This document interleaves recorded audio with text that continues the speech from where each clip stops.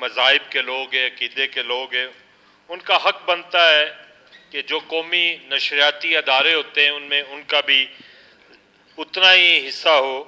اور اس کے حوالے سے نیکسٹ میں بھی ایک قرارداد لا رہا ہوں، اور میں اس قرارداد کی حمایت کرتا ہوں کہ ہزارگی جو زبان ہے اس کو نشر کیا جائے، اور ان کے جو جتنے بھی فنکار ہیں ان کو بھی زیادہ سے زیادہ موقع دیے جائیں تاکہ ہم ایک دوسرے کے کلچر کو سمجھ سکیں، کیونکہ ہم پاکستانی ہیں اور پاکستان میں تمام بسنے والے لوگ وہ بھی پاکستانی ہیں. اور اسی حوالے سے جہاں ہزارگی کی زبان کو پروموٹ کیا جائے، اسی طرح دیگر زبانوں کو جس طرح پروموٹ ہو رہی ہے.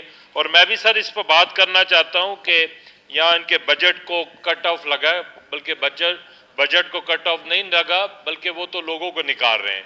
تو حکومتوں کا کام روزگار دینا ہوتا ہے تاکہ اپنے عوام کی مشکلات کو دور کرے، ان کی بے روزگاری کو دور کرے. تو میں بھی پی ٹی وی کے جو ملازمین کے ساتھ یہ ابھی بہت عرصے کے بعد ان سے یہ انٹرویو اور پتہ نہیں ٹیسٹ لیا جا رہا ہے، اور اس کے بعد پتہ نہیں ان کو کس قسم کا ٹیسٹ لیا جائے.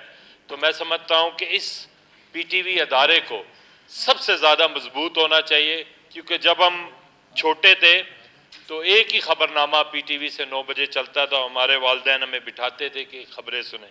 آج کل مختلف ذرائع آگے ہیں، لیکن اس کا مطلب یہ نہیں ہے کہ مختلف ذرائع آئیں اور آپ اپنے پرانے ایسٹس کو ختم کریں.